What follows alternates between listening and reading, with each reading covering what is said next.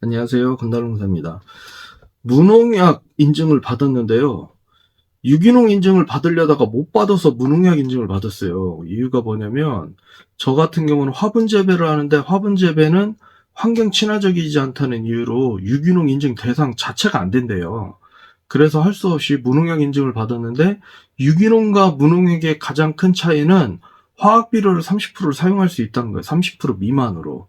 그런데 이제 과일 농사 같은 경우에는 인가리를 따로 사용해야 되는 경우가 있거든요. 질소를 빼고 인가리만 사용해야 되는 경우인데 이런 경우에 사보신 분들 아시겠지만 30, 50이에요.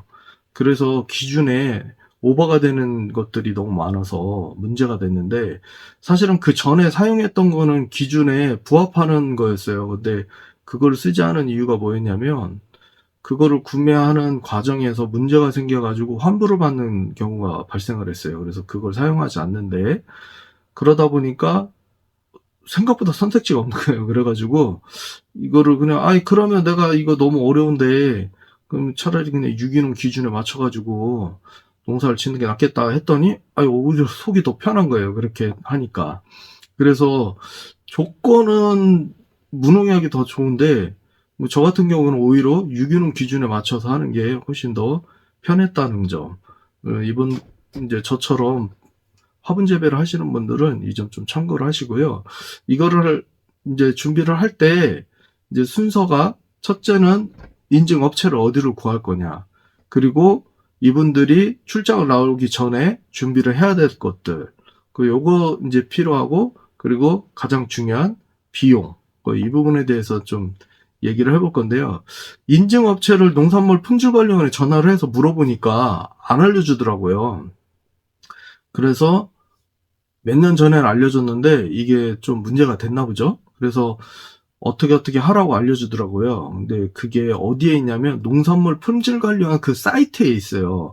그런데 이거를 거기에 들어가서 찾아 들어가고 하면 복잡하니까 어떻게 하냐면 포털 검색에 친환경 인증관리 정보 시스템이라고 입력을 해보세요. 그러면 그 사이트로 바로 들어가져요. 그럼 거기에서 인증 신청은 어떻게 하고 절차가 어떻게 되고 그리고 인증을 대행해주는 그 인증기관이 전국에 쭉 리스트가 있어요. 그래가지고 그거를 본인이 선택을 하셔서 결정을 하시면 되는데 저 같은 경우는 고민을 했어요. 어느 인증기관이 좋을까? 고민될 것 같죠? 처음에 하시는 분들은 다 이게 고민이 될 수밖에 없어요. 그래서 고민을 하다가 이제 모르니까 어떤 선택을 하게 됐냐면 가장 내가 사는 지역 확인해 보니까 없어요. 그러면 내가 살고 있는 도 혹은 내가 살고 있는 지역과 가장 가까운 지역.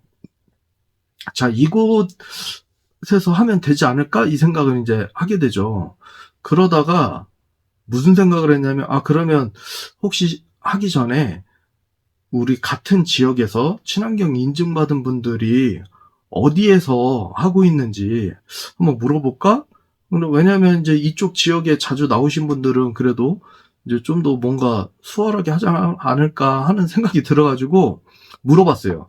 근데 어딘지 알려주더라고요. 그래서 찾아보니까 엄청 먼 데 있는 거예요. 그래가지고 이거 이렇게 먼 데까지 굳이 해야 되나? 출장비가 이제 멀면 멀수록 비싸지잖아요. 그래가지고 고민을 하다가 그래도 이제 많이 이 지역 하니까 이 지역 상황을 좀 잘 알겠지 하고서 선택을 했는데 다행히도 그 업체에서 이 제가 살고 있는 지역하고 가까운 지역에 사무실이 있더라고요. 그래서 가까운 지역에서 나와가지고 했습니다. 그렇게 해서 업체를 선정을 했고, 자, 이분들이 출장을 나와서 실사를 나오거든요. 실사를 나올 때 미리 해야 될 게 있어요. 그게 뭐냐면 첫째, 토양검사 결과 가지고 있는 게 좋아요. 왜냐면 나중에 이분들이 왔다 간 다음에 주게 되면 시간이 더 딜레이가 돼요. 그래서 빨리 받고 싶은 분들은 미리 이분들이 오기 전에, 그래서 검사 결과 나오는 데까지 일주일 정도 걸리니까 열흘 정도 여유를 잡고 미리 받을 수 있도록 해가지고 미리 토양검사 받아놓으시고요. 그리고 교육을 받고 수료증을 출력을 해 놓으시는 게 좋아요. 근데 어떤 교육이냐면 친환경 농업 의무 교육이라는 게 있어요. 이게 농업교육 포털에 들어가면 이 교육이 있거든요. 온라인 교육 받으시면 돼요. 그래서 농산물 관련되신 분들은 농산물 선택하셔서 들으시면 되고, 축산물은 축산물 들으시면 돼요.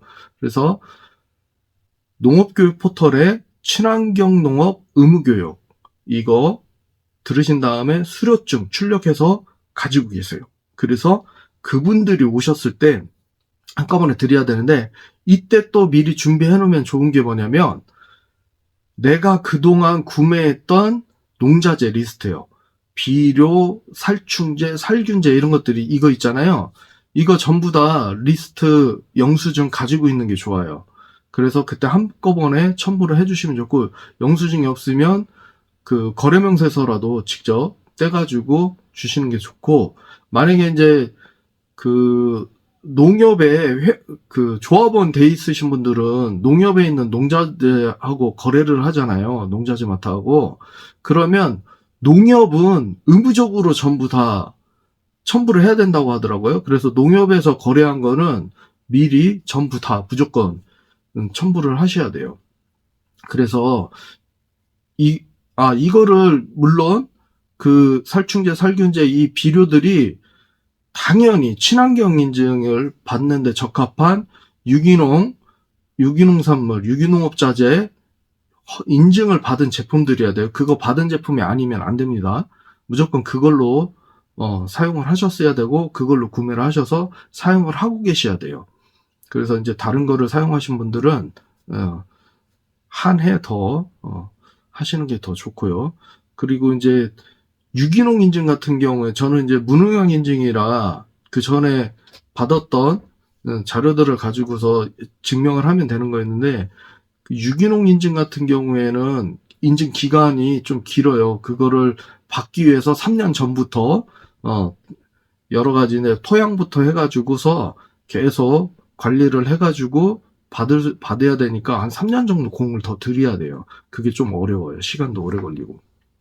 하여튼 그래가지고 이 세 가지를 전부 다 준비를 해 놓으시고 첨부를 해서 그분들이 오셨을 때 주면 되는데요. 자, 이분들이 오셨을 때 직접 잔류농약 검사를 하기 위해서 샘플을 채취를 해가요. 직접 채취해가고, 수질 검사할 거면 그 농업용수 직접 채취해 갑니다. 내가 미리 해놓는 게, 검사 맡아놓는 게 아니에요.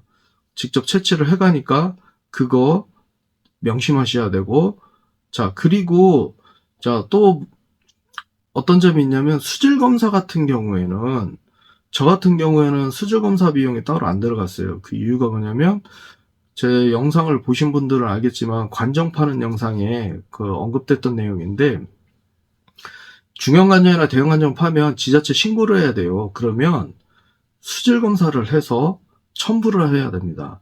그래서 저 같은 경우에는 그 수질 검사를 5년 동안 쓸 수 있거든요. 그래서 그 수질 검사 결과를 가지고서 했기 때문에 수질 검사 비용이 들지 않았어요.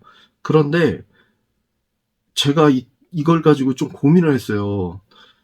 이름이 잘못되어 있더라고요. 그 수질 검사 결과에 제 이름이 잘못 입력이 되어 있는 거라서 그 실수 나오신 분들한테 말씀을 드렸더니, 이름은 상관없고 주소만 이 토지에 주소만 맞으면 상관이 없대요. 그래서 주소는 똑같기 때문에 다행히도 그 주소가 같다는 이유로 다행히도 수질 검사를 받지 않았습니다. 그래서 수질 검사 비용이 저는 적게 들어갔고, 수질 검사 비용이 한 10만 원 정도 들어갈 거예요.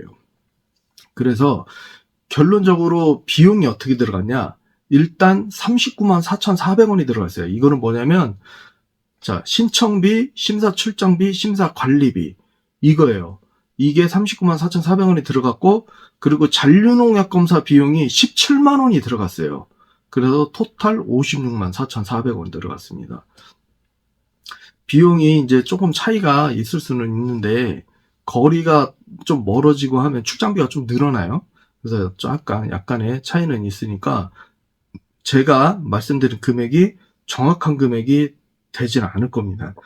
왜냐하면 저 같은 경우에는 또 수질검사 비용이 또 들어가지 않았으니까요. 그래서 자, 친환경 인증 받으시려고 하시는 분들은 이런 절차들이 있으니까 그 생각보다 어렵지는 않지만 그 절차보다 더 어려운 거는 내가 그동안 관리하고 농사 짓는 것들이 전부 다 친환경 약재와 친환경 비료들을 사용해 가면서 해야 되는 그 문제점들이 있으니까요.